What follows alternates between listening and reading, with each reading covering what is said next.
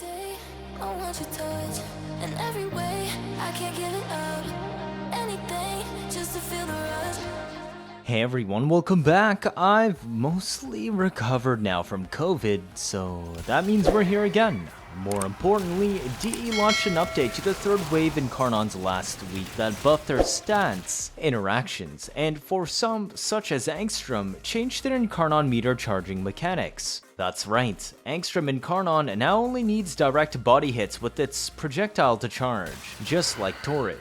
I've intentionally been not focusing on the new Incarnon since I was fully expecting DE to buff them from the state they were in. So expect follow-up videos in the upcoming week about them. I know I'm giga late at this point, but I might as well get around to the 4 new augments as well from a few weeks ago. Thank you for continuing to support me. Alright, so what has changed for the Angstrum Incarnon? Statistically, the Incarnon perk changes are buffs all around, but do not change the perks I would pick for each kind of build. Extra crit scaling and status, simple. We still pick the Prisma variant because it completely outclasses the original Angstrum, despite perk stat differences. Quality of life though? It's received a lot. Direct hit instead of headshots to charge meter. Now it actually charges without a fight. Improved tracking, speed, and targeting on the Ricochet rounds. Now this one is actually pretty significant, since the projectiles were originally too slow to consistently hit enemies in more fast-paced fights when the crowd was less dense and enemies were chasing. In fact, I have footage of this in the past missing even stationary targets on Ricochets. The weapon now has more bounces off walls and just overall higher likelihood of actually hitting targets. Imagine Incarnon Miter and Incarnon Lantron had a baby. That's how this feels. Spammy, homing, bouncy bullets. However, the higher projectile speed also has a drawback. For enemies too tight together, it can fail to ricochet properly at the wrong angle. Basically, Angstrum got better at hitting enemies further apart that move and slightly worse at hitting nearby enemies. How much this matters is up for debate. Just definitely do not put projectile speed on this weapon. Instead, you will want to focus on minimizing recoil for your sanity. Some smaller annoying bugs have also been fixed too, such as unable to reload bugs and screwing with your primary weapon ammo type despite this being a secondary weapon. Oh, and by the way, the status chance buff on Boar Incarnon was changed to apply to all pellets instead of being divided up across pellets. For raw damage build though, this doesn't really matter, but if you intend to DPS with natural status procs, Elemental Balance is now the better choice. Also, yes, as we have seen, only the week 3 new Incarnons can be purchased from the Incarnon shop. They only appear on their respective week at Cavalero, otherwise there's nothing there. No other Incarnons can be bought like this, and they also still can only be bought once, and they still cost 120 plat apiece. They also come with the required adapter materials to put on your weapon.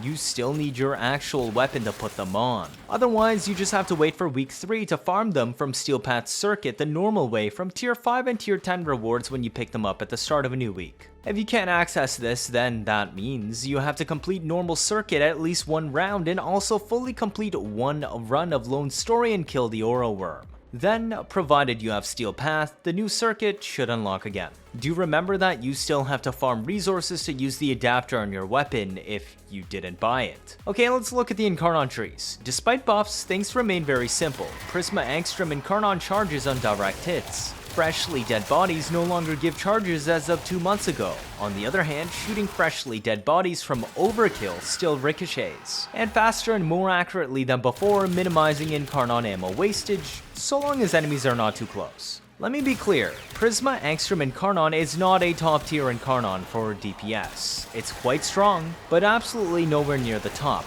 But what it does have is plenty of fun. Strong enough and hilarious and satisfying to use. That is its niche. If fun is what you're looking for, then Angstrum Incarnon might be for you. It used to require 10 headshots to charge the Incarnon meter. Charging the shot would fire all 3 in Meg at once, letting you instantly max out the bar on Steel Path. Now, this is honestly not too important to mention anymore since, well, you only need body shots now. It's almost impossible to not full charge it. Homing shots also make it clearly comfy even on Star Chart, since body shots are all you need to charge. Yes, it doesn't hold a candle to Torrid Incarnon, but it doesn't need to, because quite honestly, Incarnon Torrid, while strong for me, is one of the most boring Incarnon weapons we have. Angstrum fills its own ridiculous niche as a portable missile launcher in normal mode with ricocheting void missiles and in Incarnon mode. Just absolute chaos. The second perk is rather simple. It either gives more damage with overshields, or less damage, but extra crits if you have enough energy. Simply put, if you can reach the 700 energy max requirement, then Paladin Virtue is always better. If you cannot generate overshields, then Paladin is still better, because it gives 75 instead of 50. But only if you can generate consistent or tons of overshield and not have 700 energy max, is Haven Foray worth it. Think Shieldgate builds, pillage setups, and Condemn. The weapon reaches 100% crit on a full build on Incarnon mode, so the extra crit multiplier gets full scaling. More importantly, the normal mode of this weapon has additive GunCO, whereas the Incarnon mode is multiplicative. Since the main mode is AoE spam on primary, you would never use GunCO on it regardless. GunCO does not buff AoE damage and ignores the increased damage stat line when scaling damage for a direct hit of Angstrum normal mode. Yes, the normal mode is actually usable on Prisma Angstrum, and it's pretty fun too. I would strongly recommend reducing recoil as much as possible if you don't want a headache though, for either mode. And in Incarnon mode, because GunCO is final multiplicative, you will always equip it. Incarnon mode is innate heat, so realistically you will inflict at least 2 status effects for plus 160% final damage. Because Prisma Angstrum is a bullet hose type weapon, you are basically guaranteed to proc viral heats, or corrosive heat procs, before the enemy dies. For Perk 3, you will always pick Rapid Reinforcement for plus 50% reload speed. This affects the transformation animation by a fair bit. Previously, before the buffs, I would have recommended considering Swift Deliverance for plus 30% projectile speed, but their speed was also buffed alongside the perk reworks and charge mechanic updates. Adding any more speed would negatively affect their ability to home properly on ricochets, therefore, we are left with only one choice. Hitman's Horde is pointless and never worth using, as your ammo usage needs to match consumption, and this is not fixed by increasing ammo max. Remember, the ammo pickups do not scale based off of max ammo capacity.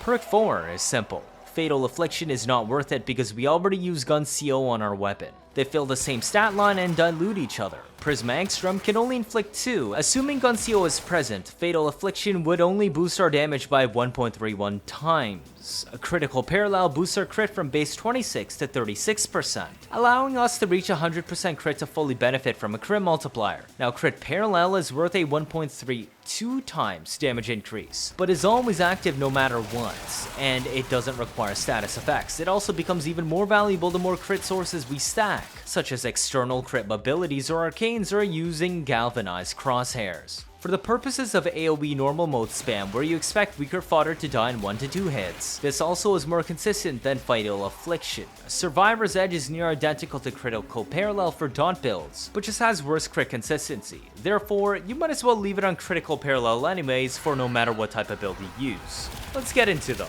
Prisma Angstrum Incarnon is split into 2 kinds. You are either building for Incarnon mode or Incarnoff mode. The fundamental difference is Incarnon mode always uses GunCO, whereas Incarnoff mode doesn't.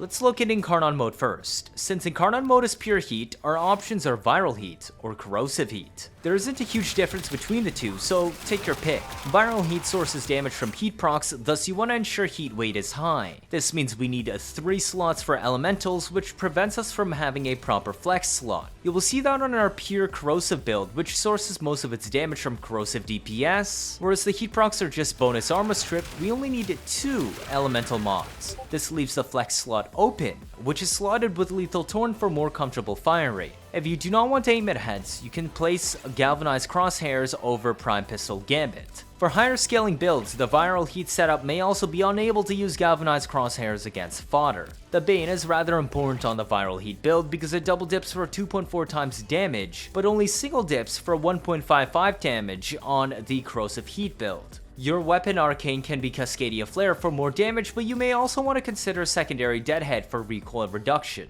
especially if you don't choose steady hands in the Exclusivity, since ammo is not an issue if you're focusing in Incarnon mode only. Also consider using Arcane Velocity on your frame for even more fire rate.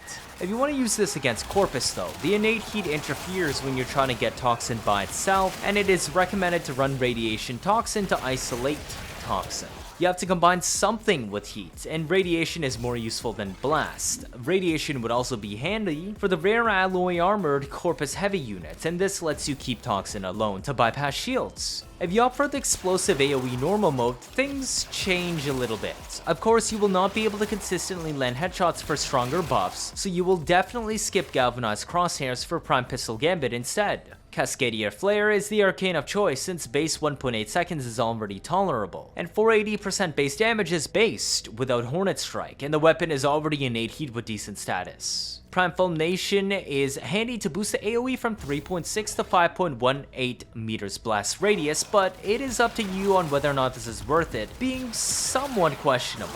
Prime Fulmination would go over either a Lethal Torrent or a Primed Expel slot, and this is assuming you're a viral heat build. But if you're using a raw Corrosive DPS instead, then one flex slot will be open for Primed Fulmination as you will not be using a Primed Heated Charge. There are a couple of recommendations for the Excellus slot. You can either run ammo mutation to avoid problems and let you spam much easier, or you can run minus recoil at the cost of needing to source ammo mutation elsewhere, be it from your aura slots or say Carrier's ammo case. One useful trick is using Ice Storm instead of Frostbite, since this will also increase your magazine capacity to 4. And that's it.